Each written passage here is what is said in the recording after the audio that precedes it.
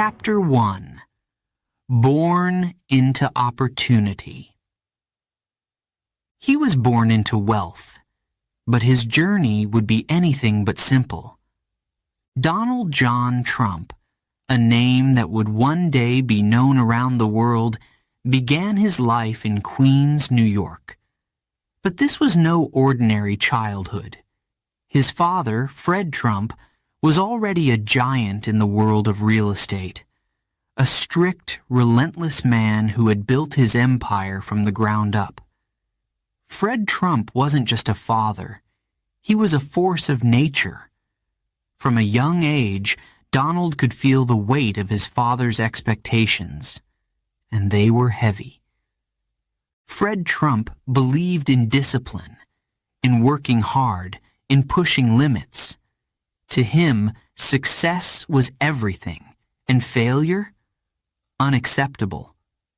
Growing up in such a family meant that Donald, the fourth of 5 children, was surrounded by ambition from every side. The Trump family was already known for its drive, its hunger for success. But for Donald, that wasn't enough. He didn't just want to succeed. He wanted to stand out, to be seen, to be remembered. From a young age, Donald had a personality that couldn't be ignored. He was loud, confident, sometimes even defiant. While his siblings followed Fred's rules without question, Donald often challenged them. He didn't want to simply walk in his father's footsteps. He wanted to carve his own path. But how would he do it? At 13 years old, his family sent him to New York Military Academy, a place known for its strict rules, its relentless discipline. Fred Trump hoped that the academy would tame Donald's wild spirit, shape him into a man who could follow orders, respect authority. But did it? Well, not exactly. Instead, Donald found new ways to stand out. He learned to lead, to compete, to win. Here, he wasn't just another student. He was a force. Whether it was sports, academics, or even simple popularity, Donald was determined to come out on top. And soon, he began to believe that there was nothing he couldn't achieve. Years passed, and Donald eventually left the academy behind. He went on to attend Fordham University, and later the prestigious Wharton School of Business at the University of Pennsylvania. It was there, in the classrooms of Wharton, that he began to see himself as more than just Fred Trump's son. He studied real estate, marketing, and finance, imagining a future filled with towers, skyscrapers, and wealth beyond measure. But Donald didn't dream like other students. He didn't just want a successful career. He wanted an empire. And so, with his father's guidance and his money, Donald entered the world of real estate. At first, he joined his father's company, Elizabeth Trump and Son, which focused on middle-income housing in Brooklyn and Queens. For some, it would have been a dream to inherit such a business. But not for Donald. To him, it was too small, too safe, too simple. His eyes were set on something much bigger. He didn't want just Queens or Brooklyn. He wanted Manhattan. He wanted skyscrapers, penthouses, luxury, and glamour, and he was willing to risk everything to get it. But Manhattan wasn't just another market. It was the heart of New York City, the place where legends were made, and where many had fallen. While Fred Trump had always focused on stability and practicality, Donald was different. He wanted to dazzle, to impress, to make his mark in the biggest way possible. It was a bold ambition, and many thought he was foolish, perhaps even reckless. But Donald was never one to listen to critics.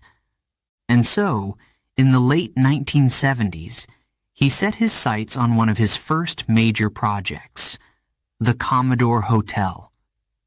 The building was old, nearly abandoned, sitting in the heart of the city. But Donald saw potential. He made a deal with the city, securing tax breaks, working with investors, and soon the Commodore Hotel was transformed. It became the Grand Hyatt, a glittering symbol of success, wealth, and ambition. And with that success, Donald Trump wasn't just a businessman. He was a name that began to appear in newspapers, on television, and in conversations around New York. One project followed another. Trump Tower, a glistening skyscraper that would become the symbol of his empire, was next. Rising high above Fifth Avenue, Trump Tower was more than just a building. It was a statement. With its black glass exterior, its towering presence, it seemed to say, Trump is here, and he's here to stay. And that was precisely the message Donald wanted to send. As the 1980s went on, Donald Trump became known not just for his buildings, but for his persona. He was bold, brash, unafraid to speak his mind. He appeared in magazines, attended glamorous events, and became a fixture in the New York social scene. People couldn't get enough of him. He was no longer just a businessman. He was a celebrity, a man whose life seemed larger than life itself. But behind the glitter and the glamour, there were challenges and critics. Some saw him as a visionary, a man who brought new energy to the city. Others saw him as reckless, a gambler who took risks others wouldn't dare. But one thing was clear. Donald Trump didn't care what others thought. He was on a mission. And he wasn't about to let anyone or anything stand in his way. As the years passed, his ambitions grew. He began to invest in casinos, in airlines, even in football teams. The Trump name was everywhere, on buildings, on magazines, on television. He seemed unstoppable. But with each new venture, the stakes grew higher, and the risks became greater. Success, to Donald, was everything. But failure? It was lurking in the shadows, always waiting for a chance to strike. And yet, no matter what challenges he faced, no matter how many times others doubted him, Donald Trump pushed forward. He believed in his vision, his brand, his ability to turn any situation to his advantage. It was this drive, this relentless ambition, that would one day push him from the world of business into the world of politics. But that, as they say, is another story. For now, Donald Trump was still a businessman, a man who had turned opportunity into empire, dreams into reality.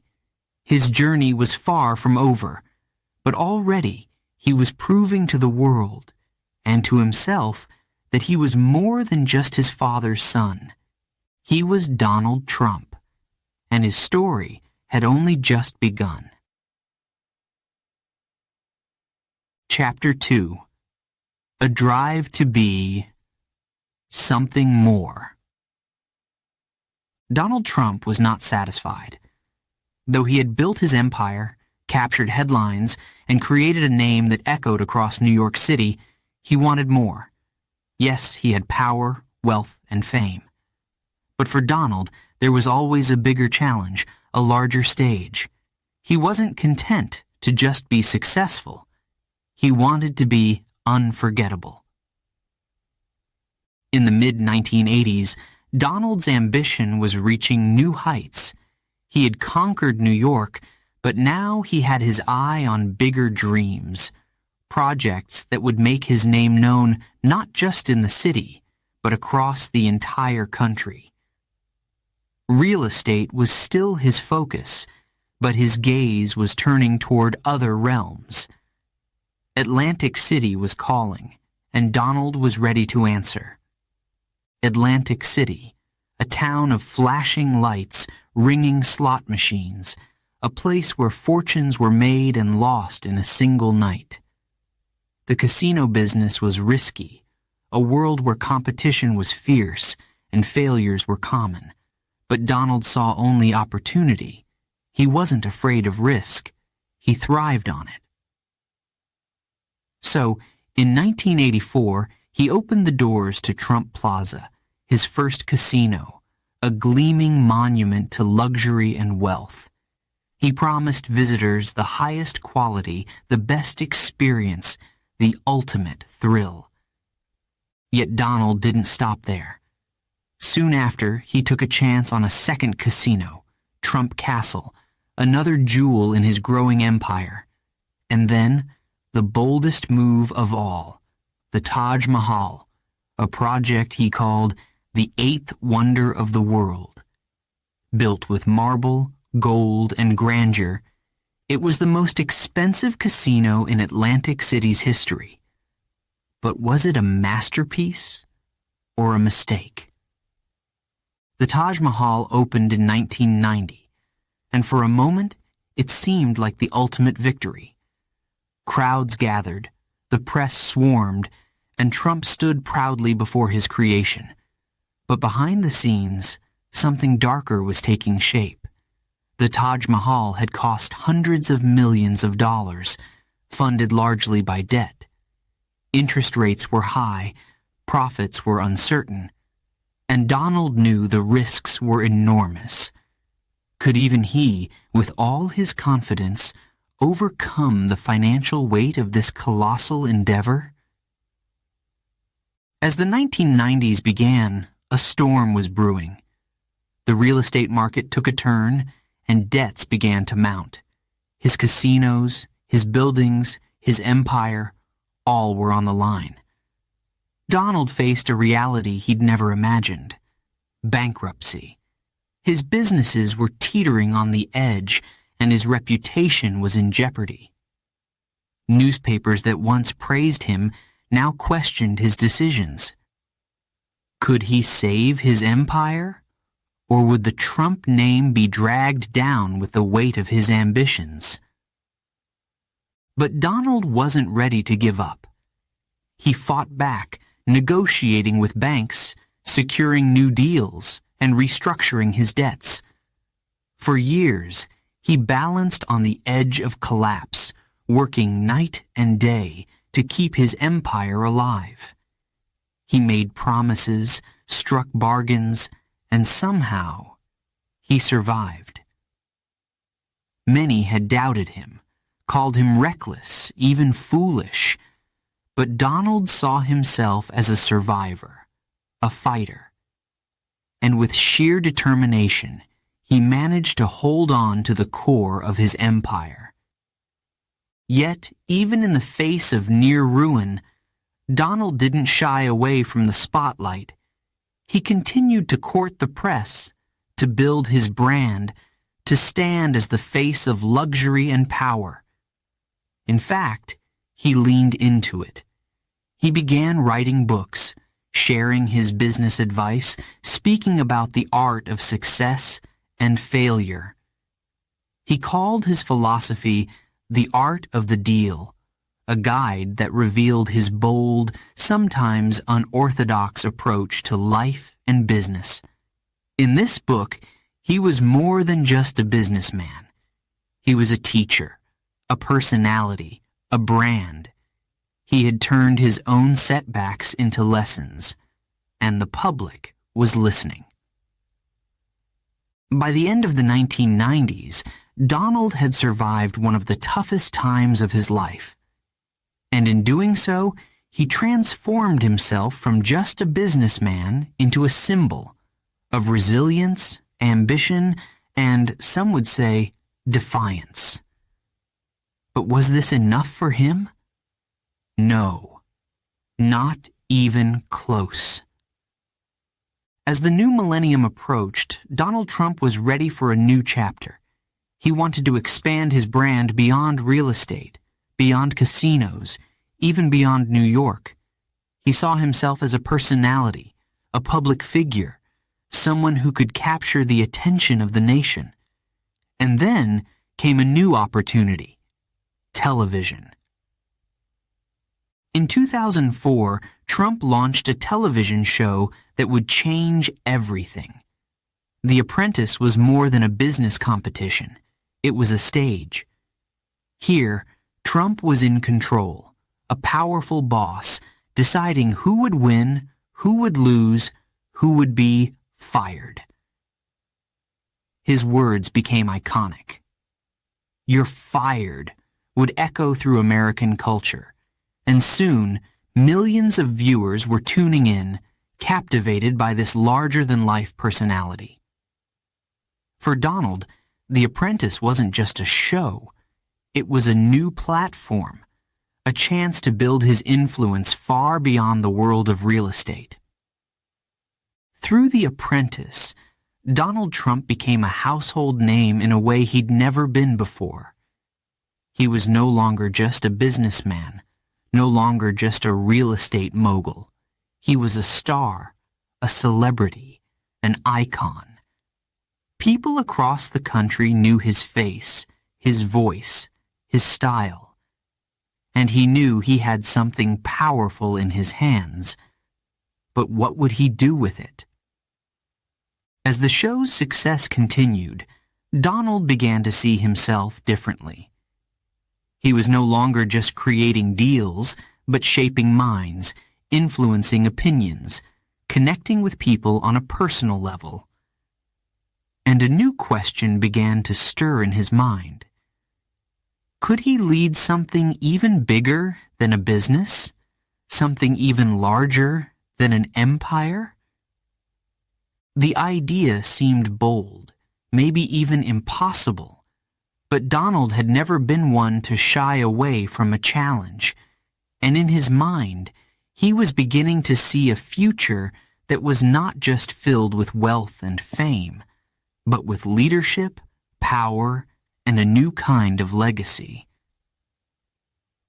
The business world had given him success, but perhaps now, he was ready to step onto a different stage, one that would require more than just ambition, more than just strategy, one that would change the course of history. This thought grew stronger, more defined, and one day it would become a decision that would change not only Donald Trump's life, but the life of an entire nation. Chapter 3: The Apprentice of Real Estate. Donald Trump had built an empire in New York City, but he was no ordinary businessman. He was a brand, a symbol of ambition, a man who saw limits and chose to ignore them. From his father's influence to his rise in Manhattan's skyline, Donald had conquered the world of real estate. But he wanted something bigger, something that would set him apart. In the 1980s, Donald Trump's name was on everyone's lips. His buildings were bold, his style even bolder. From the gold-plated fixtures in his Trump Tower office to the marble floors that greeted his visitors, everything had to shine, had to be grand. His taste was lavish, extravagant, unmistakable. Trump wasn't just creating buildings, he was crafting a legacy, one that people would see and remember. But with success came challenges, and, of course, controversy. As his fame grew, so did the questions surrounding his decisions. Some praised him as a visionary, a man who knew how to make deals that others couldn't even imagine. Others saw him as reckless, taking risks that seemed impossible to survive. But Donald had one rule. He would never back down. He would take on any project, chase any dream, as long as it brought him closer to the top. And then, in 1988, came one of his boldest moves yet, the purchase of the Plaza Hotel. A historic building, a gem of New York City, the Plaza was more than just a hotel. It was a symbol of elegance, of old-world charm, of tradition. To Donald, it was also a trophy, a way to show the world that he was not just a builder, but a man who could bring new life to a city landmark. He paid an enormous price for it, taking on debt that would make most businessmen tremble.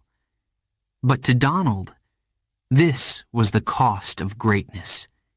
He wanted to own a piece of history, to leave his mark on New York's most treasured hotel. However, the Plaza was not like his other projects. It needed care, patience, a touch of refinement. But patience was not Donald's style. He wanted results quickly, and the Plaza's profits didn't come fast enough. The debt grew, and soon, Donald found himself once again facing financial trouble. His love for big, glamorous projects was costing him dearly. But still, he held on, refusing to let go, refusing to admit defeat.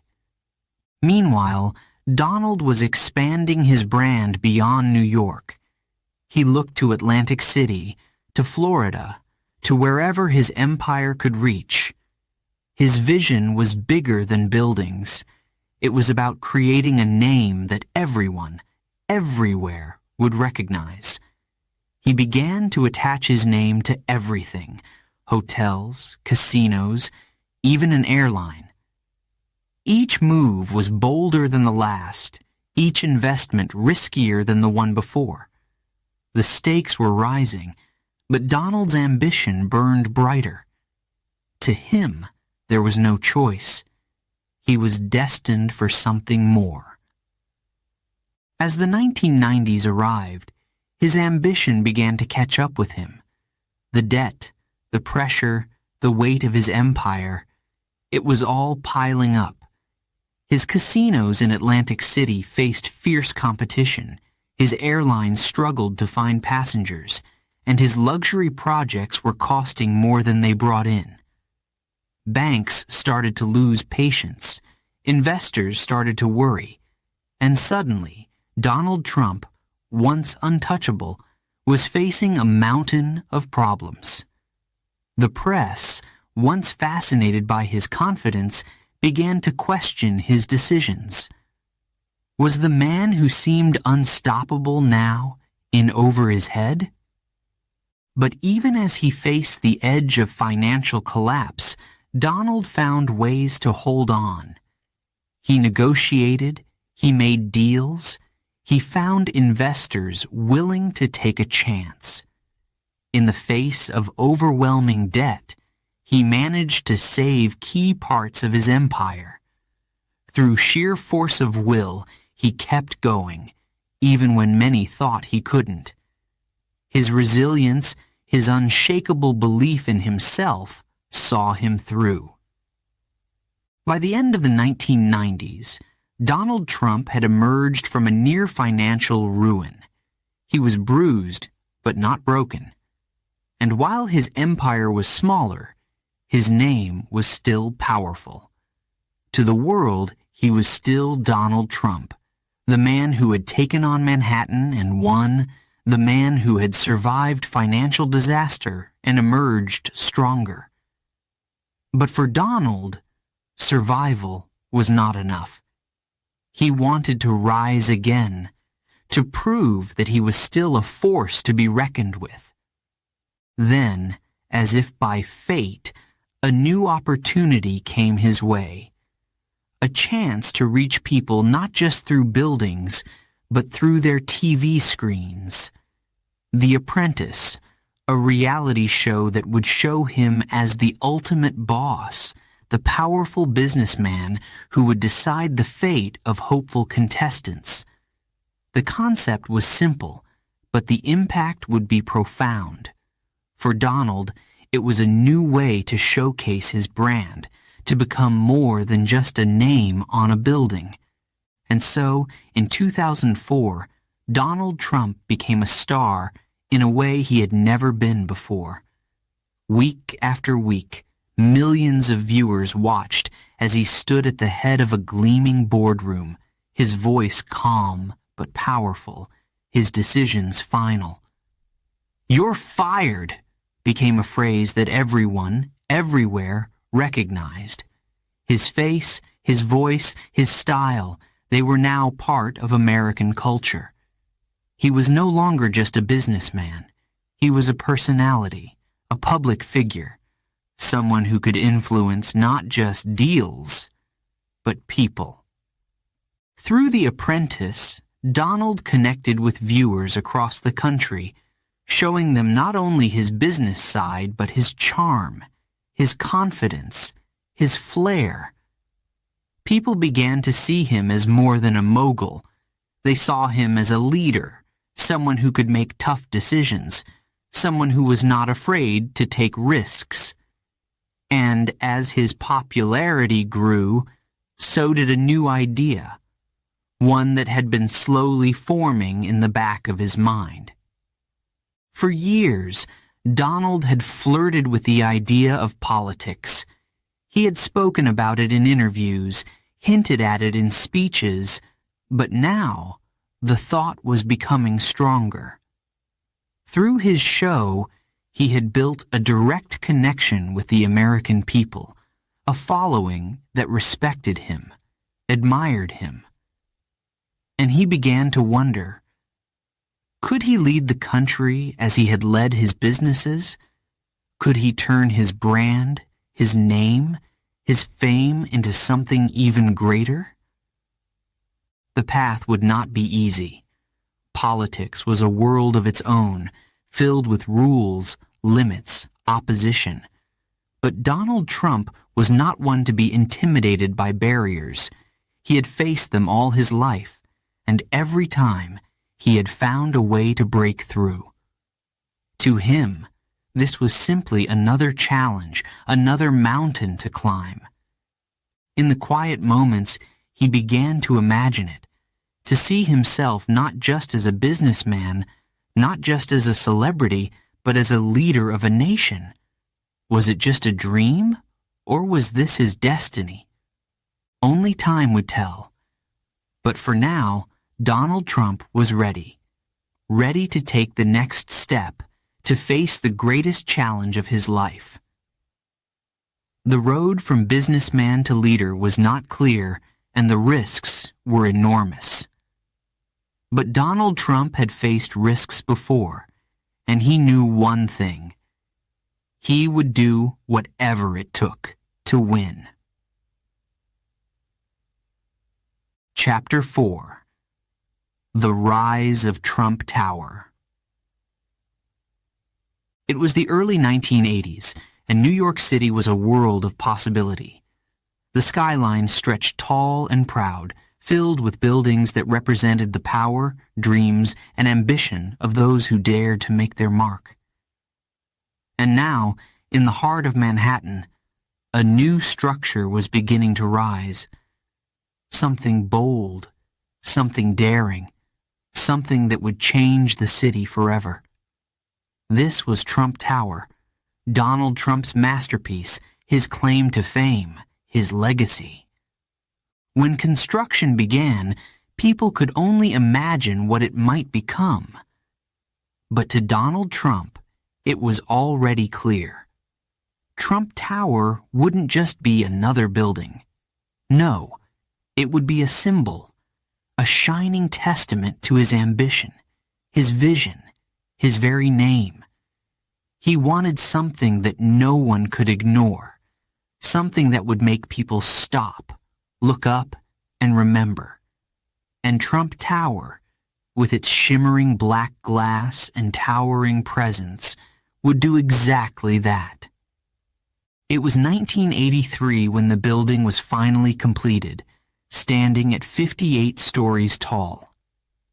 This was more than just an architectural feat. It was a statement. It rose high above Fifth Avenue, where the city's elite strolled and the tourists gathered. It seemed to shout, "Look at me," and they did. Everyone did. For those who passed by, Trump Tower wasn't just a building, it was a symbol of success, wealth, power, and of course, Donald Trump himself. Inside, the lobby sparkled with pink marble, gold accents, and cascading waterfalls. Every detail was grand, designed to impress, to make people feel like they had entered a world of luxury. Trump wanted people to remember it, to talk about it, to dream of owning a piece of it. And it worked. Trump Tower became the place to be, the address that everyone wanted. To live or work in Trump Tower was to live or work in the heart of power. It wasn't just a building, it was a lifestyle. But this success was no accident. Donald had fought hard to make Trump Tower a reality. Securing the prime location on Fifth Avenue was just the beginning. He needed to gain the city's approval, navigate complex laws, and secure the finances to make his vision come alive.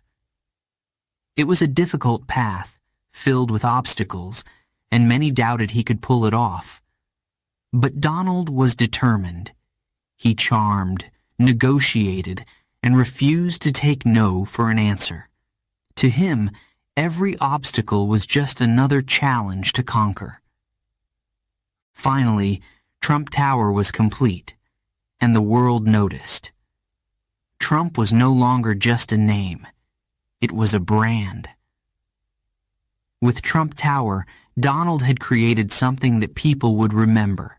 Something that would stand tall, strong, and untouchable in the city's skyline. And Donald? He saw himself the same way, strong, powerful, unstoppable. But was he really as solid as his creation? As Trump Tower rose in fame, so did Donald Trump.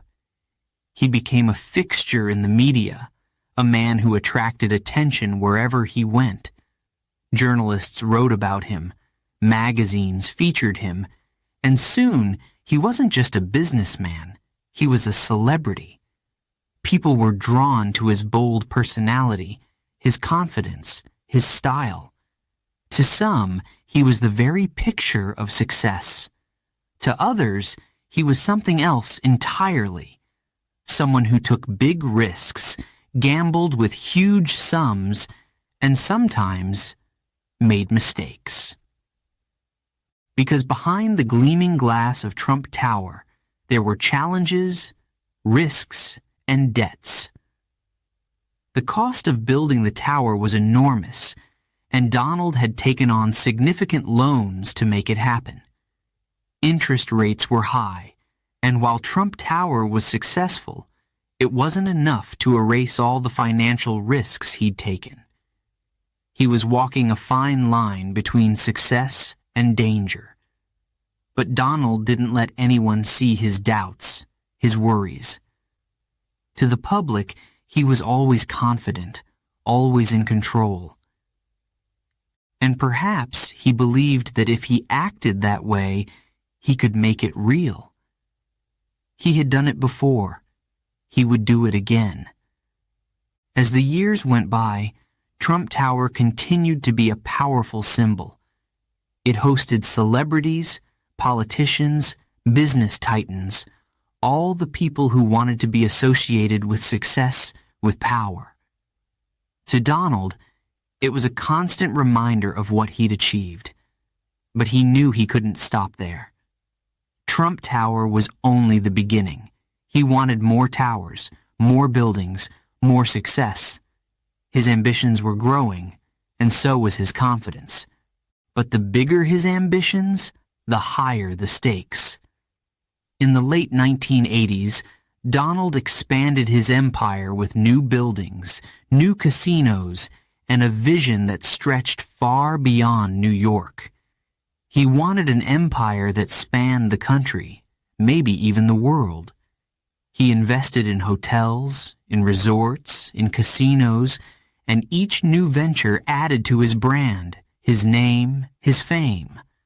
But with each new project came more loans, more debt, more risk.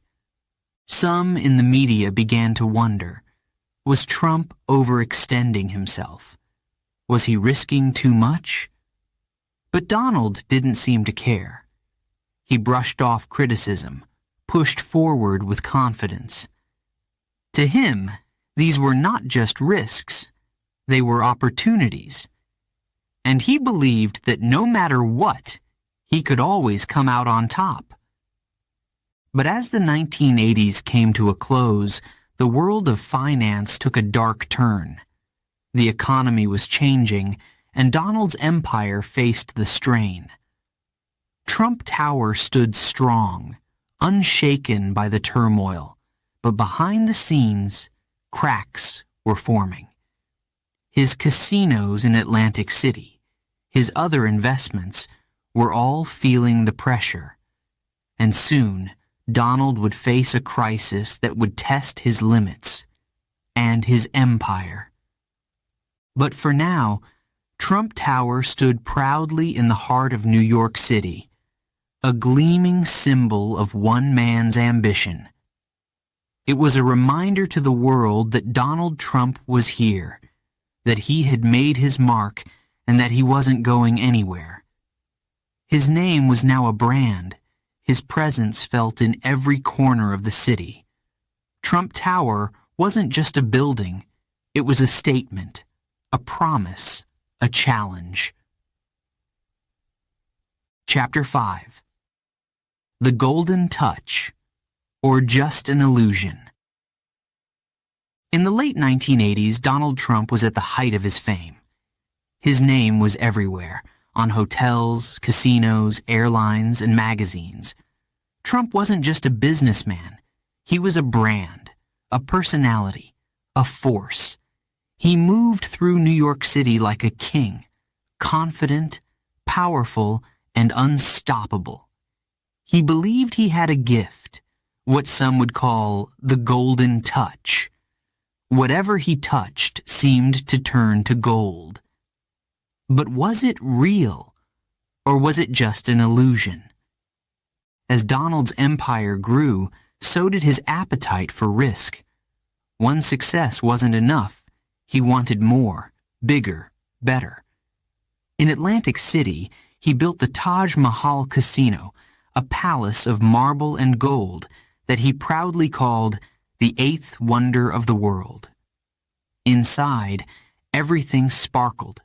Chandeliers, marble columns, and lavish carpets gave the feeling of luxury. For Donald, the Taj Mahal was more than a casino. It was a symbol of his power, his vision, his success. But there was one problem. This palace of wealth was built on mountains of debt. The Taj Mahal was an expensive dream. To finance it, Donald borrowed millions upon millions, signing deals with banks, promising big returns, believing it would all pay off. He was confident that the Taj would bring in enough money to cover the costs, and more. But things didn't go as planned. Competition in Atlantic City was fierce. Other casinos were fighting for the same customers, and as the months went by, the Taj Mahal wasn't making the profits Donald had hoped for. The debt was piling up, and there were whispers that perhaps, this time, Donald had taken on more than he could handle. But he didn't let anyone see his worries. To the world, he showed only confidence, determination, and strength. He attended grand events, gave interviews, posed for magazines. The world saw a man who was bold, daring, a winner. And Donald believed it too. He refused to accept failure. He was Donald Trump, and he would find a way to turn it around. Yet, behind the glamorous image, cracks were forming. Lawsuits began to pile up. Contractors claimed they hadn't been paid. Workers complained about unpaid wages. Controversy surrounded his casinos, with critics accusing him of unfair practices. The newspapers were filled with stories, some praising him, others questioning his methods. And while some were impressed by his confidence, others began to wonder, was Donald Trump truly untouchable, or was he headed for disaster? In addition to his casinos, Donald had ventured into the world of airlines. He bought Trump Shuttle, an airline that promised luxury travel for business passengers. The planes were decorated with gold fixtures, elegant seating, and the Trump name emblazoned proudly across each aircraft. But the airline was struggling to make money. Competition was fierce, and profits were slim. Donald was facing losses, and the debts from his airline, along with his other ventures, were growing larger every day. But Donald didn't back down. He pushed forward, signing new deals, borrowing more money, taking bigger risks. He believed that his golden touch would carry him through, that his name alone was enough to guarantee success. He was a man who refused to accept defeat, even when the odds were against him. As the years went by, Donald's problems continued to grow. The economy was changing, and his investments were starting to feel the strain. Interest rates rose, making his debt even more expensive to manage. Bankers grew concerned, wondering if Trump's empire could survive. Meetings were held, deals were made, and Donald negotiated fiercely to keep his empire afloat. He promised his lenders that things would turn around, that profits would rise, that his name would shine once again. But deep down, he must have known. The situation was slipping out of his control.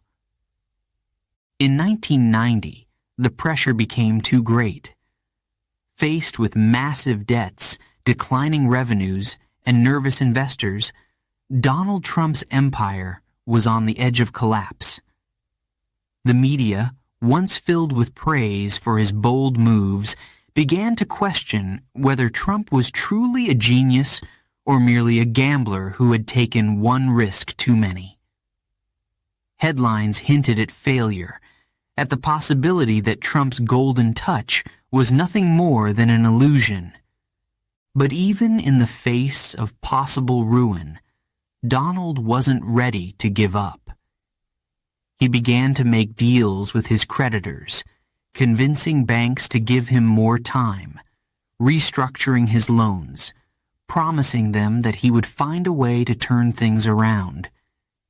He fought for every dollar, every day, every deal, determined to keep his empire alive.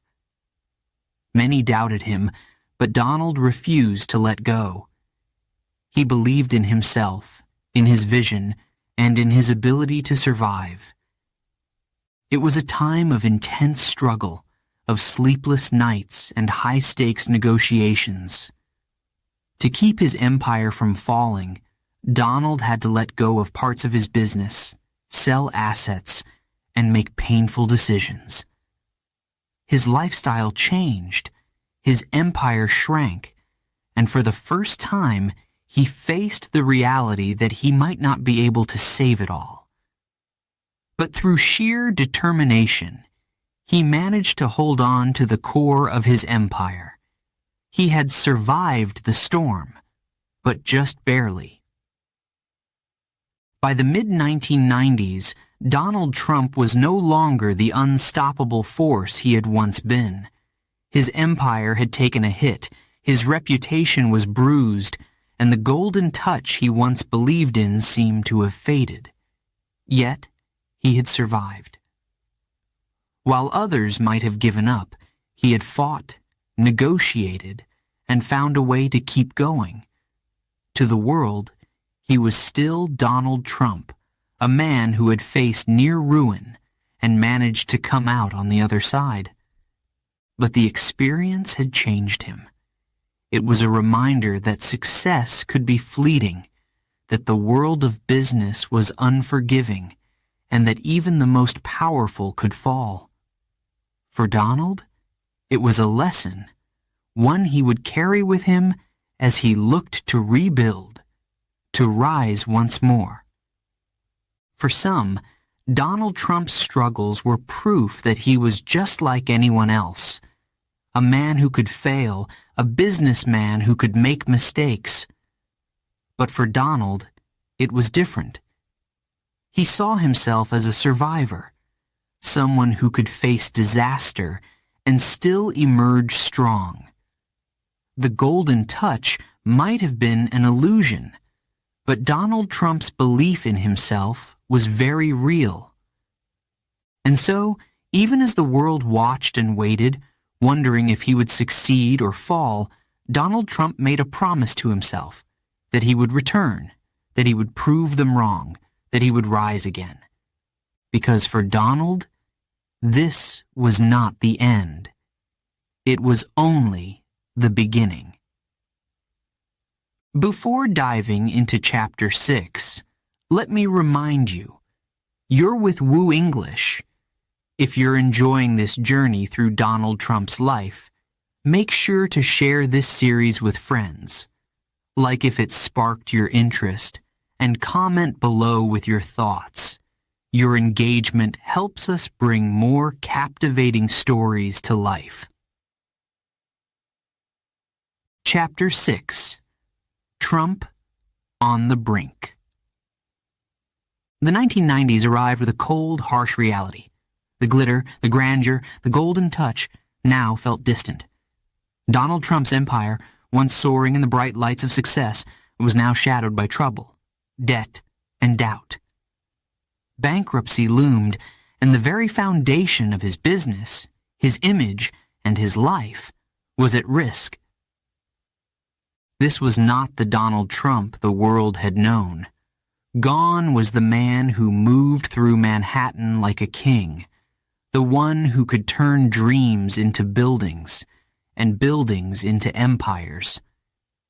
Now, he was on the edge, pushed to his limits by crushing debt, lawsuits, and fierce competition. The world was watching, some with pity, others with judgment. Could the man who once seemed invincible find a way out? Or was he truly on the brink? For Trump, it was a nightmare come to life. His pride and joy, the Taj Mahal casino, was a financial disaster, pulling down his resources with each passing day. His airline, his hotels, even his prized Trump Tower, all were threatened by the same shadow, debt. The bills kept coming, the interest kept rising, and the banks were growing impatient. Soon, it seemed, there would be no more deals to make, no more chances to save his empire. The once untouchable Donald Trump was cornered. But he was not ready to surrender. Even as the pressure mounted, Donald kept his calm, his confidence, his determination. To him, this was just another fight. A harder fight, yes, but a fight he intended to win. He called meeting after meeting with bankers, negotiators, investors. He went face to face with those who doubted him, speaking with energy, with passion, with the strength of a man who refused to be defeated. He told them he could turn things around, that he needed more time, that he was still Donald Trump. The negotiations were tense. The banks wanted their money back, and they weren't convinced that Trump could pay. His empire was bleeding, and the solutions weren't easy. But Donald didn't back down. He fought for every deal, every dollar, every ounce of belief. His strategy was simple. Keep talking, keep negotiating, keep surviving. For weeks, he worked day and night, bringing his business back from the edge, one conversation at a time. It was a gamble, a desperate, high-stakes gamble. But in the world of business, Donald had always been a gambler, and he had never let the odds scare him. He cut deals to restructure his loans, allowing him to hold on to his most valuable assets. He sold parts of his business, making painful choices, sacrificing dreams to save what mattered most. The Trump shuttle, his personal airline, was sold. His yacht, his favorite luxury items, even properties that once defined his image, were no longer his. Bit by bit, he chipped away at the mountain of debt, keeping just enough to hold on to his empire. But these weren't just financial sacrifices. They were personal ones. Each sale, each compromise, took a piece of the world he'd built. For a man like Donald Trump, these choices went beyond money. They were pieces of his pride, pieces of his vision. Yet, in the end, he was willing to make them, because one thing mattered above all: survival. He believed that if he could hold on, if he could just keep his name alive, he could rebuild, he could rise again. The newspapers, the television shows, the magazines, everywhere he looked, there were stories of his struggles, of his so-called fall. Some called him a fool. Others said he had reached too far, taken on too much. The world that once cheered him on was now quick to call him a failure. But Donald didn't care. He was determined to prove them wrong. To him, failure was not an option. It was a word he refused to accept. Slowly, his efforts began to work. The banks, seeing his determination, began to believe in him once more. His fierce negotiations convinced them to give him more time, to restructure his debt, to allow him a chance to recover. And with each small victory, Donald grew stronger. He began to pull his empire back from the edge, step by step, deal by deal. The man who had once stood at the top was now clawing his way back, proving that he was indeed a survivor. But the scars of this struggle would stay with him.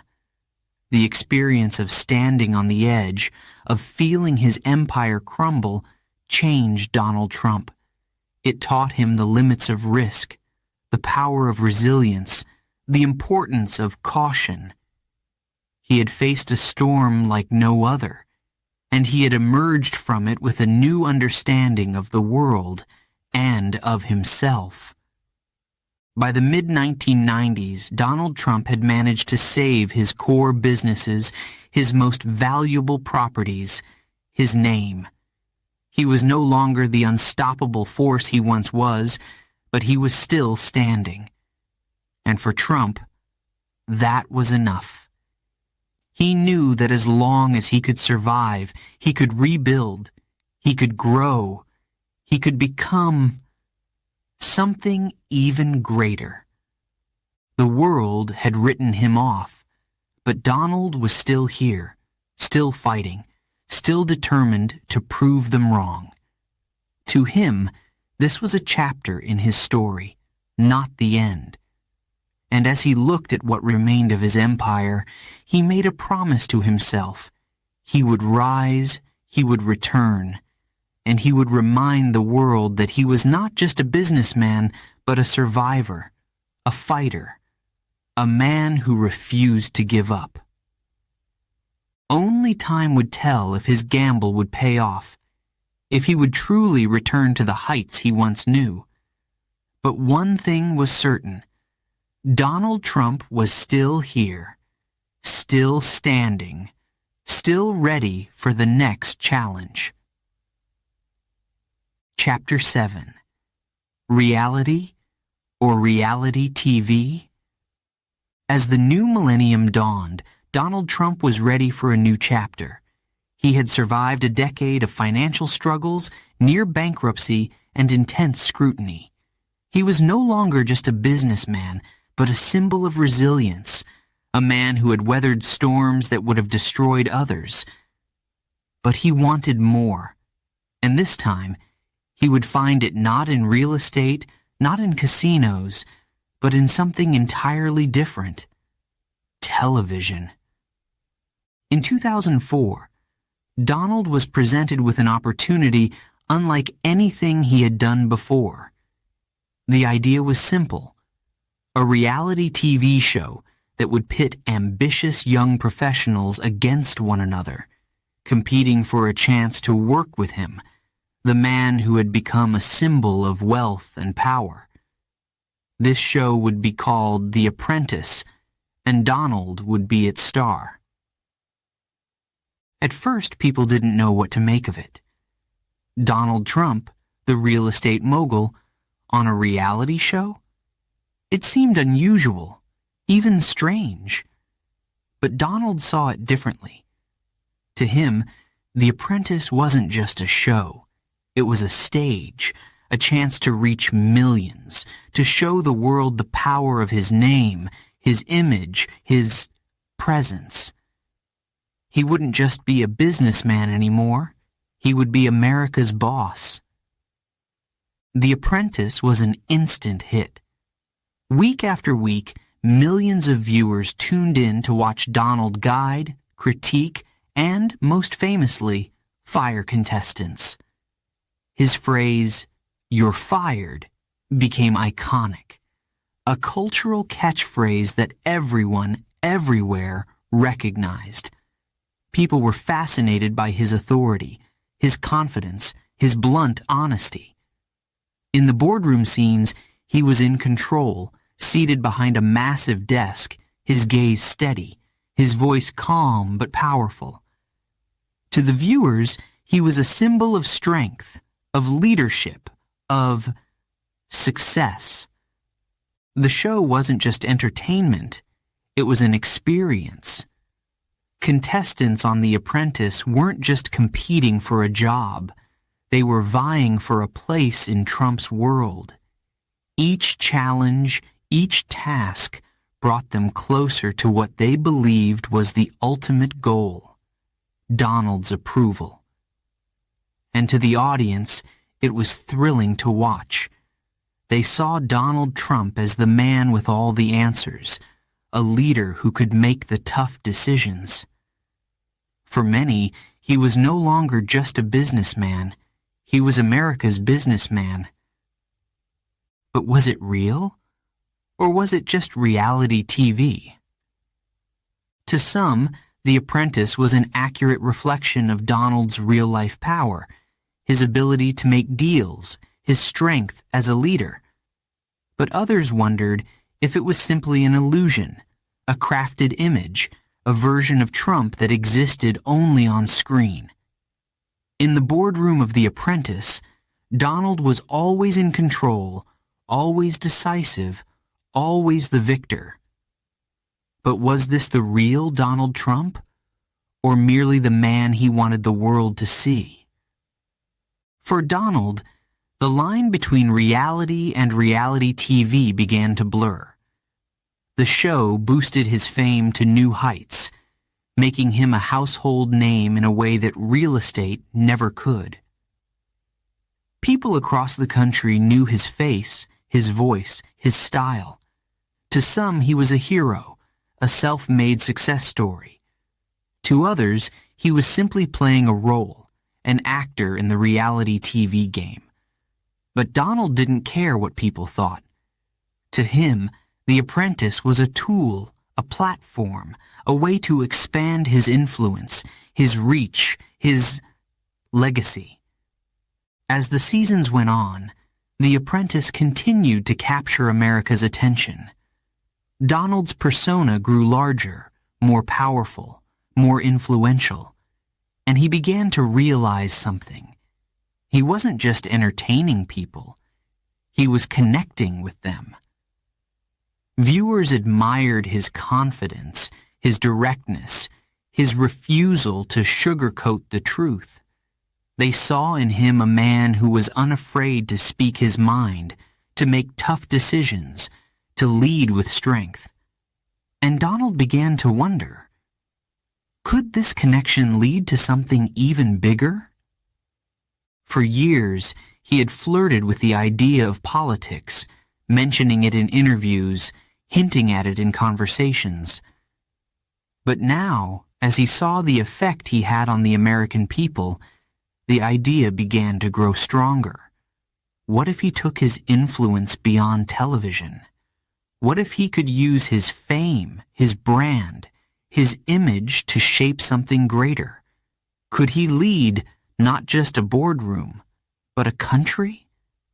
The thought excited him. Through The Apprentice, he had proven that he could command attention, that he could inspire loyalty, that he could be a leader in the eyes of millions. People listened to him, admired him, even trusted him, and Donald began to believe that perhaps, just perhaps, he was meant for something more than business, more than television. Perhaps he was meant for politics. In the meantime, The Apprentice continued to soar, reaching new levels of success with each season. The Trump brand was stronger than ever, appearing on everything from buildings to ties, from hotels to water bottles. The name Trump was no longer just a name.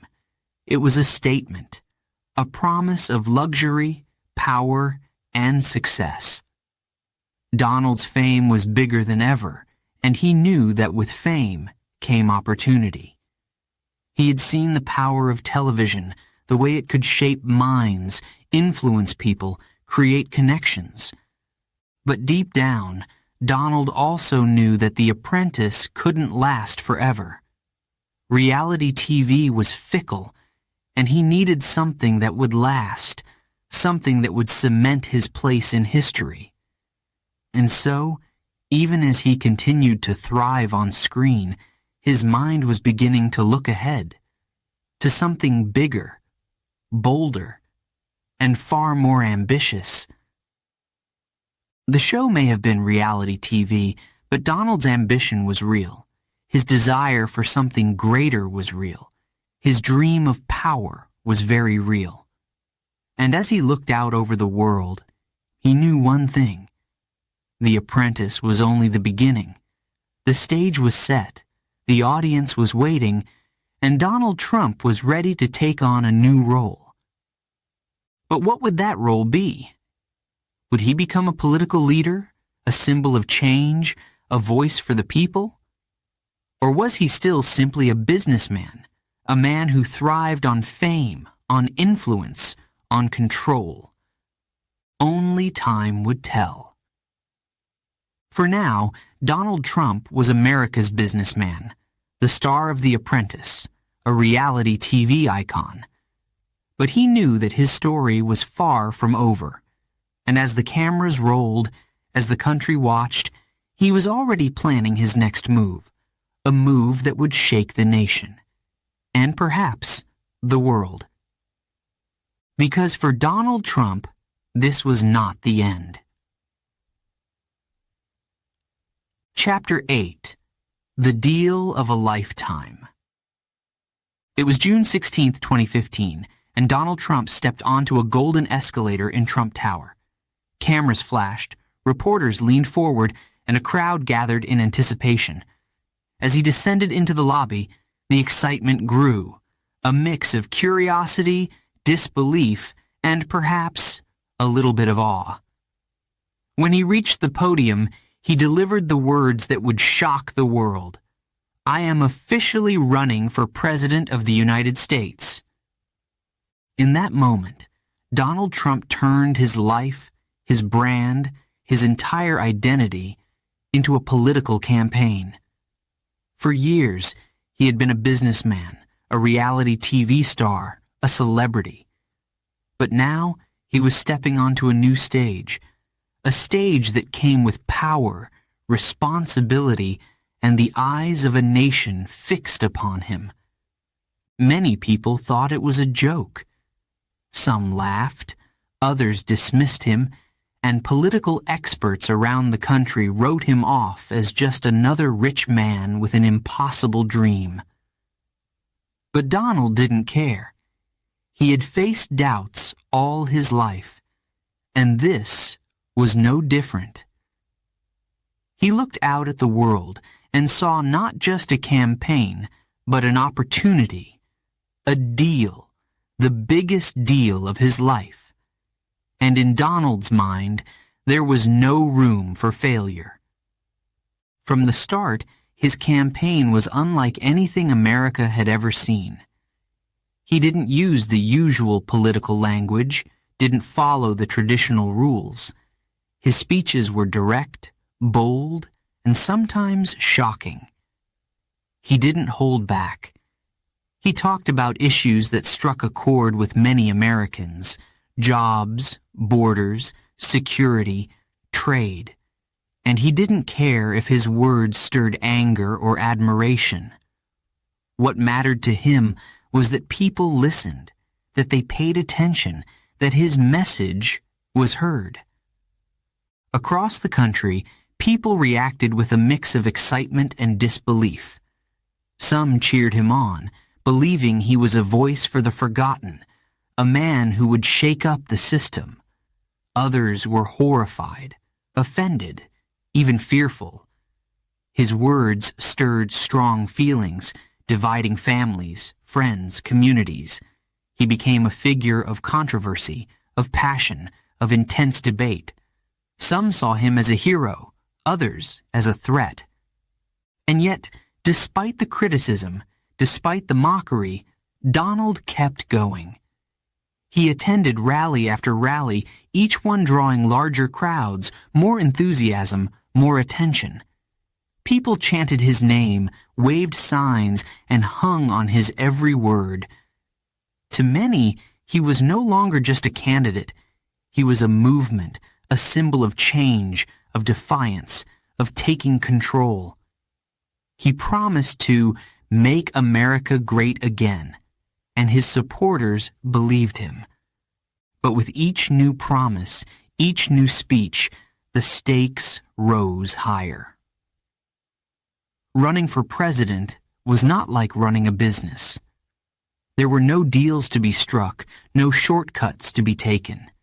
This was a world of politics, a world where every word was analyzed, every promise questioned. His opponents were fierce, seasoned politicians who had spent their entire careers preparing for this. They knew the rules, the tricks, the ways to win the public's trust. Donald was an outsider, a newcomer. He was taking on a system he barely knew. Yet, for all his inexperience, Donald had something powerful, an unwavering belief in himself. He believed that he could lead, that he could succeed where others had failed. He believed that his experience in business, in making tough decisions, in taking risks, would help him as a leader. And he wasn't afraid to say it. In debates, he was bold, often brash, willing to call out his opponents, to criticize, to challenge. He was not there to make friends. He was there to win. As the campaign progressed, the media couldn't look away.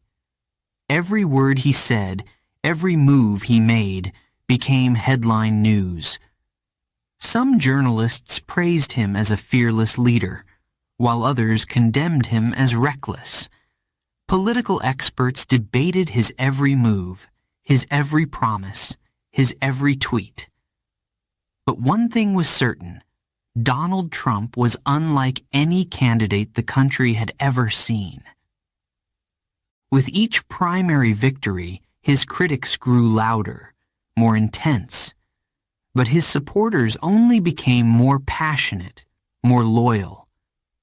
They saw in him a man who wasn't afraid to say what others wouldn't, to do what others couldn't. To them, he was the leader they had been waiting for, a man who promised to break the rules, to change the system, to bring America back to what it once was. But others questioned whether he was truly ready for the job. Being president wasn't about buildings or businesses. It was about people, policies, decisions that affected millions of lives. Could Donald Trump, the businessman, the reality TV star, handle the weight of the nation's highest office? Or was he risking everything? His reputation, his legacy, his empire, for one last gamble? As the election approached, the tension grew. Polls showed a deeply divided country, with opinions split sharply down the middle. To some, he represented hope, change, a new direction. To others, he was a symbol of fear, of uncertainty, of risk. His promises were powerful, but so were the doubts. Could he truly deliver on the vision he had painted? Or was it all just words, just another deal that might never be realized? On the campaign trail, Donald seemed unstoppable. His energy was fierce, his determination clear. But the challenges were immense. Every decision, every statement, every appearance mattered. He was not just trying to win a vote. He was trying to convince a nation. And with each passing day, the stakes only grew higher. In November 2016, after months of rallies, debates, and speeches, the moment arrived. The country held its breath as the votes were counted, as the numbers came in, as the future of the nation hung in the balance. And when the final result was announced, the world was stunned. Donald J. Trump had done it. He had won. The businessman, the reality TV star, the outsider, had become the 45th President of the United States. It was a victory that shocked some, delighted others, and marked a turning point in American history. For Donald Trump, this was not just a win. It was the ultimate achievement, the deal of a lifetime. He had defied the odds, silenced his critics, proven that his belief in himself had been justified. He had taken the greatest risk of his life, and he had won. But now, a new question awaited. Could he turn his vision into reality? Could he lead a nation as he had led his businesses? Only time would tell. Chapter 9. A campaign like no other.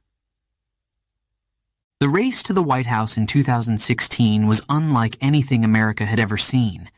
It wasn't just a campaign, it was a spectacle, a movement, a battle. For Donald Trump, it was his most ambitious venture yet. He wasn't just building towers, negotiating deals, or firing contestants. This time, he was vying for the highest office in the land, and from the very beginning, it was clear Trump's campaign would be different. Fierce, relentless, controversial. It would break every rule in the book. When Donald took the stage at his rallies, the crowds were electric. They chanted his name, waving signs, shouting, "Make America Great Again." His speeches were fiery, passionate, sometimes even shocking. He spoke about issues that struck a nerve with many Americans: immigration, jobs, security, the American dream. And he didn't hold back. His words were blunt, direct, often critical of the government, the media, the political establishment. He didn't speak like a politician. He spoke like Donald Trump. The political world was stunned. Candidates didn't talk like this. They used careful language, polite phrases, cautious promises. But not Donald. He was bold, he was brash, and he wasn't afraid to say things that others wouldn't dare. For his supporters, he was a breath of fresh air, a leader who wasn't afraid to tell it like it is. But for his critics, he was a nightmare, a threat to everything politics was supposed to be. They called him reckless, irresponsible, even dangerous. But Donald didn't care. He was playing by his own rules. As the campaign heated up, the rallies grew larger, the crowds more enthusiastic. People came from all over to hear him speak, to see him in person, to be a part of something they felt was historic. They cheered, they chanted, they waved flags. To them, Trump was more than a candidate. He was a movement, a symbol of change, of defiance, of taking back control. And as the excitement spread, his supporters grew more loyal, more passionate. They believed in his vision, his promises, his leadership. But not everyone felt that way. Many were horrified by his style, his words, his approach. The media covered every moment of his campaign, every speech, every tweet. Reporters analyzed his every word, debating his promises, questioning his tactics.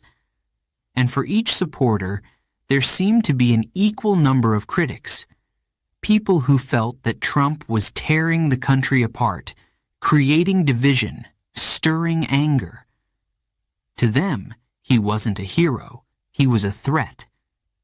His campaign was marked by controversy, by protest, by voices that shouted against him with as much passion as those who shouted for him. The debates were unforgettable. Donald faced off against seasoned politicians, people who had spent years preparing for this moment. But he didn't play by their rules. He challenged, he interrupted, he questioned. He didn't focus on policy details, on technical answers, on political talk. Instead, he attacked, he made bold statements, he controlled the stage. To some, it was unprofessional, even shocking. To others, it was exactly what they wanted. A candidate who wasn't afraid to stand up, to fight, to speak his mind. As the primaries progressed, Trump's wins surprised even the experts. State by state, he gained momentum, winning over voters, building a following that no one had anticipated. The political establishment was stunned. This businessman, this reality TV star, was winning. The people were choosing him over politicians with experience, with records, with years in public service. But Donald had one thing they didn't have: an unbreakable connection with his supporters. They didn't just like him, they trusted him. They believed he would fight for them, that he understood their struggles, their dreams, their frustrations. But with each victory came more controversy. The media criticized him, his opponents attacked him, and the political establishment tried to stop him. But every attack, every criticism, seemed only to make him stronger. His supporters saw the opposition as proof that he was challenging the system, that he was fighting for them, against a world that had ignored them for too long. The more the world tried to stop Donald Trump, the more his followers rallied around him. And Trump fed off that energy. At his rallies, he spoke with even more passion, more conviction, promising to drain the swamp, to fight the corruption, to bring power back to the people. He declared that he wasn't just running against other candidates, he was running against the entire establishment. To his supporters, he was a warrior, a champion, a leader who was willing to take on the world. And to Donald, this campaign wasn't just about winning an election. It was about proving that he could beat the system, that he could succeed where others had failed. But as the general election approached, the stakes grew even higher. The race was close, the tension immense. It wasn't just a battle for votes. It was a battle for the soul of the nation. To some, Donald Trump represented hope, change, a future they could believe in. To others, he was a danger, a man who threatened to undo the progress they believed in.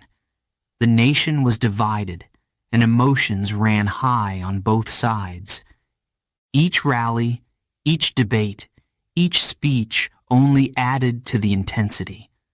The country watched, holding its breath, as Trump campaigned with unrelenting energy, moving from state to state, delivering speeches that stirred both admiration and outrage. His words were like fuel, igniting passions, stirring debates, making people feel that this election was about more than just politics. It was about the future, about who America would be, about what direction the country would take. As election night approached, the nation felt the weight of what was to come. Donald Trump had run a campaign like no other, breaking the rules, defying expectations, rewriting the playbook of American politics.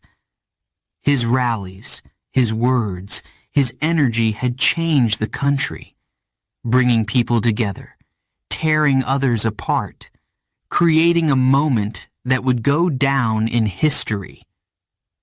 Supporters cheered, critics held their breath, and the world waited. Would his untraditional approach be enough? Would his promises, his passion, his connection with the people carry him to victory? Or had he taken one risk too many? Only time would tell. But one thing was certain.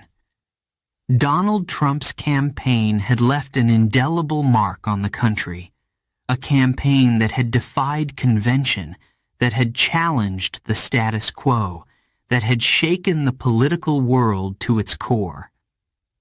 And as the votes were cast, as the numbers came in, as the nation watched, Donald Trump's journey reached a moment of truth. Would he be remembered as a visionary, a leader, a champion of the people, or as a man who dared too greatly? Chapter 10. The Trump Presidency Begins. In January 2017, Donald J. Trump stood on the steps of the U.S. Capitol, placing his hand on the Bible, and took the oath of office. The businessman, the reality TV star, the outsider, was now the 45th President of the United States. It was a moment that stunned the world. A man with no prior experience in government, now at the helm of the most powerful country in the world. He had defied the odds, silenced the skeptics, and captured the hopes and fears of millions. And now, his presidency had begun. In his inaugural address, Trump's message was clear and bold. We are transferring power from Washington, D.C., and giving it back to you, the people. He promised to drain the swamp, to end what he saw as corruption, bureaucracy, and politics as usual. To many, it was a rallying cry, a promise to bring real change. But to others, it was a warning, a sign that the presidency of Donald Trump would be anything but conventional. From the very start, Trump's approach was bold, energetic, and often controversial. He issued executive orders on his first day, moving quickly to deliver on his promises. He signed orders to tighten immigration, reduce regulations, and boost American jobs. Each decision sparked debates, cheers, protests. To his supporters, he was a man of action, someone who did what he said he would do. To his critics, he was moving too fast, too recklessly, without understanding the complexity of governing. But Trump was undeterred. He approached the presidency as he had approached business, with confidence, with drive, with a focus on results. He assembled a cabinet filled with people from the business world, choosing figures he believed would bring strength, skill, and, yes, loyalty. But critics questioned whether these appointees, many of whom had little experience in government, were truly prepared for the challenges of public service, and the challenges were enormous. The president faced a deeply divided country. Every speech, every tweet, every decision seemed to stir emotions, both positive and negative. Supporters saw him as a leader who spoke for them, who represented their frustrations, their dreams, their voice. But to others, he was a cause for concern, someone whose policies they believed threatened progress, unity, and stability. The country felt tense. In foreign policy, Trump's approach was as unconventional as his campaign. He met with world leaders with the same directness he had shown in business, often breaking from traditional diplomatic language. His approach to NATO, his dealings with allies, his stance on trade deals, all were marked by his belief that the United States had been taken advantage of for too long. He pushed for America first, demanding that other countries meet the U.S. halfway, that they pay their fair share. For some, it was a welcome change. For others, it was a dangerous departure from the alliances that had shaped global stability for decades. One of the most defining aspects of Trump's presidency was his relationship with the media.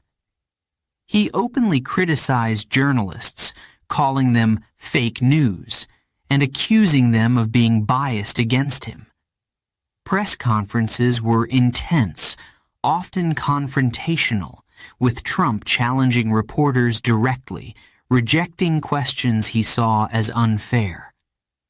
To his supporters, this was refreshing, a president who refused to bow to the media.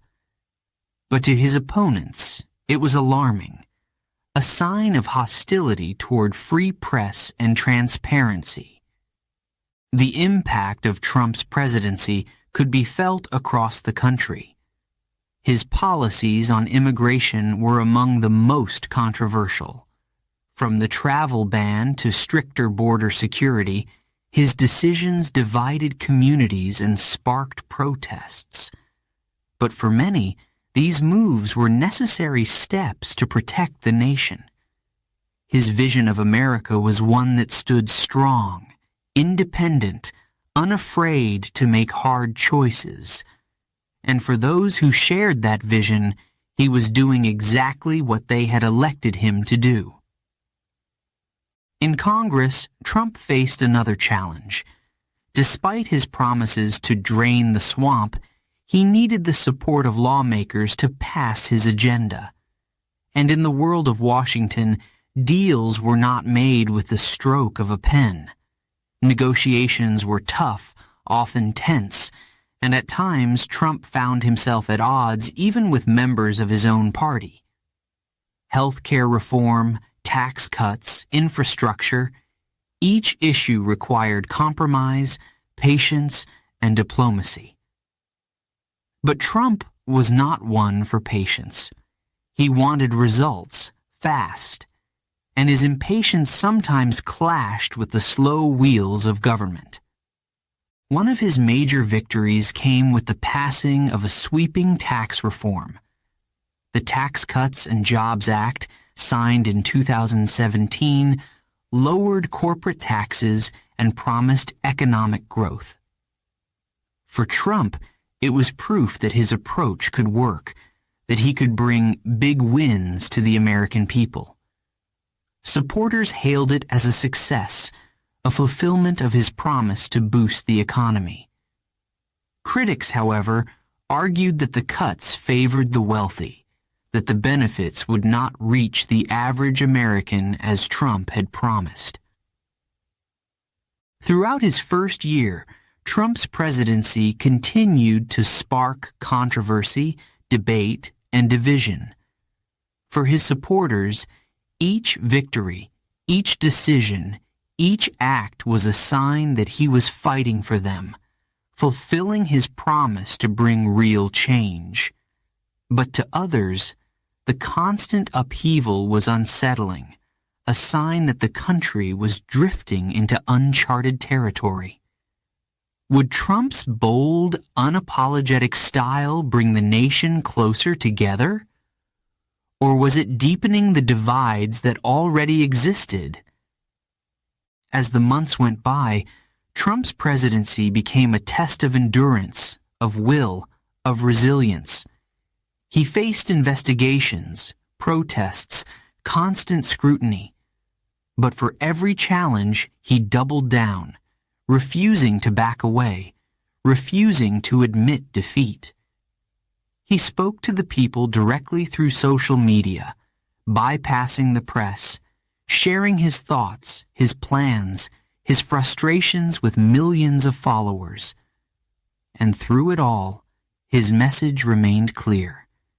He would keep fighting, keep pushing, keep working to deliver the America he had promised. In many ways, Donald Trump's first year in office was a mirror of his life, filled with bold moves, fierce battles, moments of triumph, and moments of tension.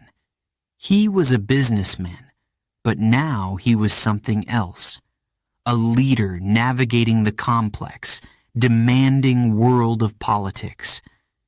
And for Trump, it was a challenge he embraced, a role he believed only he could play. Would he succeed? Would he be remembered as a president who changed the country, who kept his promises, who fought for the people?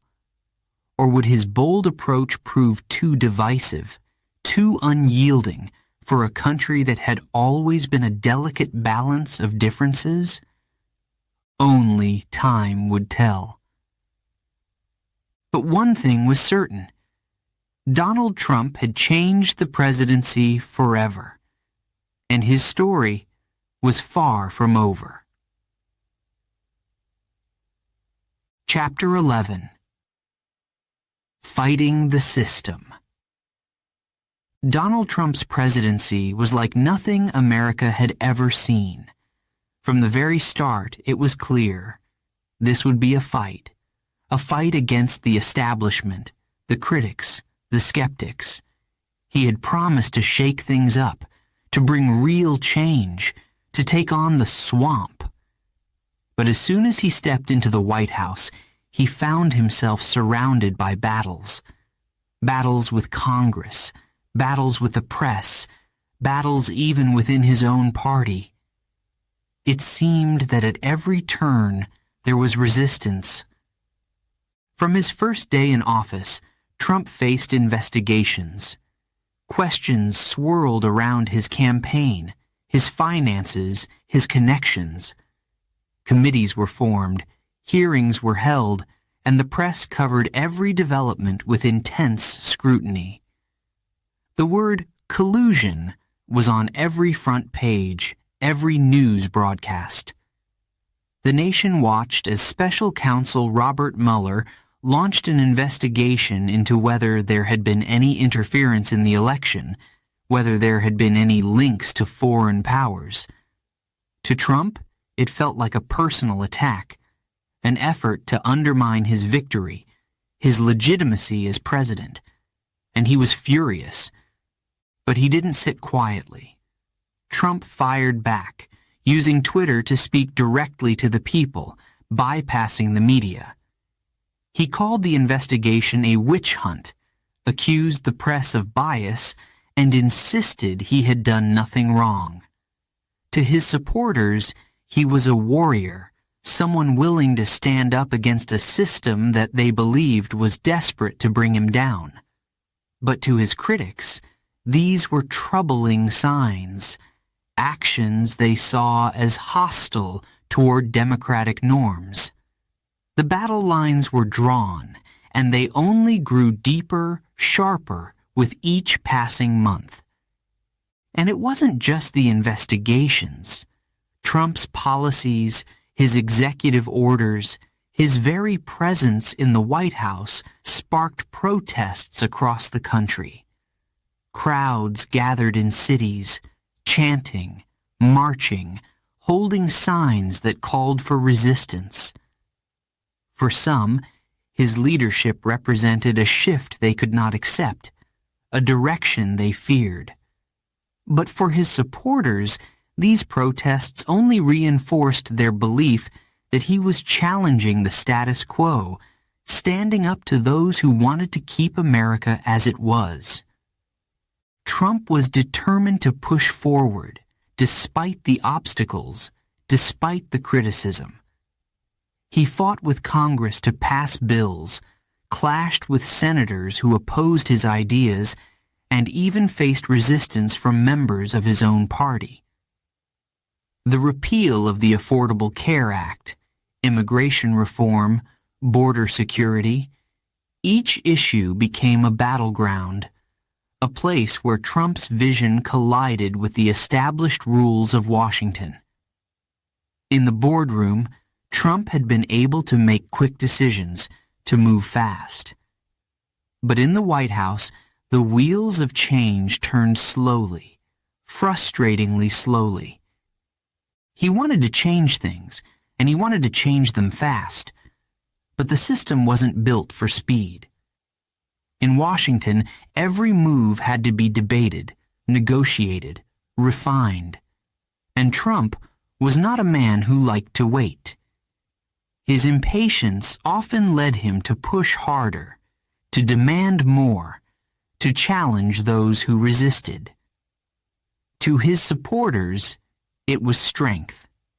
To his critics, it was chaos. The media played a central role in this battle. Trump's relationship with the press was hostile, tense, even combative. He called out specific journalists, criticized news organizations, and used the term fake news to describe stories he felt were biased or inaccurate. Press conferences were intense, filled with questions, accusations, sharp exchanges.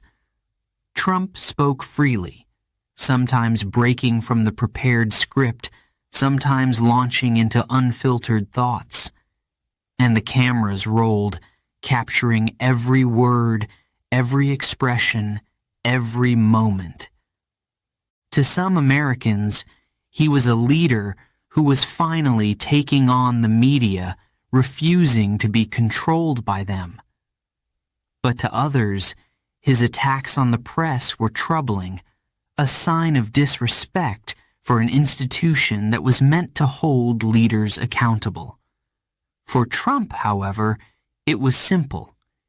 He believed that much of the press was against him, and he would not back down. Then came the clashes within his own party. Republican leaders often found themselves at odds with Trump's decisions, his style, his approach. He wasn't like other Republicans. He wasn't like other politicians. And his unwillingness to follow traditional rules left many of them frustrated, uncertain, even wary. He dismissed advisors who disagreed with him, replaced them with people he believed would support his vision. Some saw this as strength, as loyalty to his beliefs. Others saw it as a refusal to listen, to consider other perspectives. But Trump continued to push forward. He wanted results, wanted action, wanted to fulfill the promises he had made on the campaign trail. And he was willing to fight for them, no matter the cost, no matter the critics. He was willing to go to battle with anyone. Immigration reform became one of the defining issues of his presidency. From travel bans to family separations at the border, his policies sparked outrage, support, anger, admiration. The country was split, deeply split, with some feeling that Trump was protecting the nation, while others saw him as dividing it. Protests filled the streets, debates filled Congress, and the media covered every moment, every consequence, every human story behind the policies. Trump stood firm, insisting that he was protecting America's borders, keeping the country safe. His critics argued that he was doing the opposite, damaging America's reputation, its values, its unity. Through it all, Trump remained determined. He was not interested in compromise. He wanted action, results, visible change, and he was willing to challenge anyone who stood in his way. But this unyielding approach came with a price. The battles grew fiercer, the divisions deeper, the debates more intense. The country was tense, restless, uncertain of its future. As the years passed, Trump's presidency became a symbol of both strength and division, of ambition and controversy. His supporters saw a man fighting for his beliefs, a man who was unafraid to stand up, to speak out, to make bold changes. But his critics saw chaos, a leader who refused to listen, who challenged the very foundations of government. To some, he was a hero. To others, he was a threat. The question lingered. How would history remember this presidency? Would Donald Trump be remembered as a man who challenged the system, who fought for change, who led with passion and strength? Or would he be remembered as a figure who divided a nation, who tested its resilience, who pushed its limits? Chapter 12. Legacy or Controversy? As Donald Trump left the White House in January 2021, America was left to reflect and to wonder. 4 years of a presidency unlike any other had come to an end, but the echoes of his leadership, his words, his decisions lingered. Some saw him as a champion of the American dream, a man who defied expectations, who took on the system with fierce determination. Others viewed him as a leader who had divided the country, leaving behind a whirlwind of controversy, emotion, and division. What would be his legacy? Would he be remembered as a visionary who challenged the status quo, or as a man who had stirred divisions too deep to heal? To his supporters, Donald Trump's legacy was one of strength, resilience, and triumph. Here was a man who had risen from the world of business, who had turned his name into a brand, who had faced both failure and success, and who had achieved the impossible, winning the presidency with no prior experience in government. He had promised to drain the swamp, to bring power back to the people, and to protect America's borders. And for them, he had delivered. They saw a leader who spoke for them, who listened to their fears and their frustrations, who gave voice to those who felt ignored by the political elite. To these supporters, Donald Trump's journey was inspiring. He represented the spirit of the American dream, bold, ambitious, daring to do what others wouldn't. He had shown that anyone, even an outsider, could rise to the highest office in the land. They admired his strength, his refusal to back down, his willingness to face criticism head-on. For them, he was a fighter, a man who put America first, who wasn't afraid to ruffle feathers, who stood as a symbol of defiance in a world of conformity. For these Americans, Donald Trump would always be a hero. But others saw a very different picture. To his critics, Donald Trump's presidency had left deep scars on the nation. They argued that he had divided America, pitting citizens against each other, stirring emotions that left families, friends, and communities fractured. His approach to leadership, they felt, was too confrontational, too unfiltered, too focused on himself rather than the country. They worried that his style of politics, so unyielding, so bold, so brash, had damaged the fabric of American democracy. For these critics, Trump's legacy was a warning, a reminder of the dangers of unrestrained power, of a leader who refused to compromise, who rejected the norms of diplomacy, respect, and unity. They remembered the tweets, the rallies, the intense, often controversial speeches.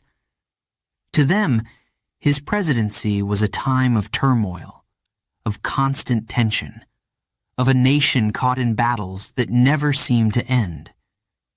They questioned whether he had truly fought for the people, or whether he had fought for his own vision, his own beliefs, his own name. One of the most powerful legacies of Trump's presidency was the way he changed American politics. For better or for worse, Donald Trump had challenged the traditional norms of leadership. He had rejected the cautious language of politicians, choosing instead to speak directly to the people, unfiltered and unapologetic. He had used social media like no president before him, bypassing the press, sharing his thoughts, his plans, his frustrations with millions. This approach resonated with some, but alarmed others. Could a president truly lead without compromise, without diplomacy, without the careful balance that had always defined American leadership? And as the dust settled, the nation was left to ponder the impact of his policies. Trump's immigration policies had sparked passionate debate. Some believed he had protected the nation, while others argued that he had alienated communities and hurt America's image abroad. His economic decisions, too, were viewed through different lenses. For some, the tax cuts and deregulation had brought jobs, opportunities, and growth. But others felt that these measures had favored the wealthy, leaving behind those who needed help the most. There was no single story, no single judgment. For every person who praised him, there was another who criticized him. For every voice that celebrated his achievements, there was a voice that questioned his actions. To some, he was a patriot. To others, he was a disruption. But perhaps the most lasting part of Trump's legacy was the division he left behind. He had not just changed the presidency, he had changed the country. Friends who once agreed now found themselves on opposite sides. Families who once shared the same values now found it difficult to discuss politics at all. For millions, Donald Trump had become a symbol of hope, of strength, of courage, or for others, of division, of chaos, of conflict. And so, as Donald Trump left the White House, America stood at a crossroads. His name would be remembered, debated, studied. His journey, from businessman to president, from outsider to leader, would be recounted for generations to come. He had left a mark that would not easily fade. In the end, would his story be a lesson or a warning? Time would decide, history would judge, and the nation would carry forward, forever changed by the man who had dared to challenge the system, to speak his mind, to lead with both passion and controversy.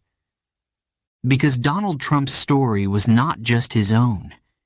It had become part of America's story, woven into the complex fabric of a country that was still learning, still growing, still finding its way.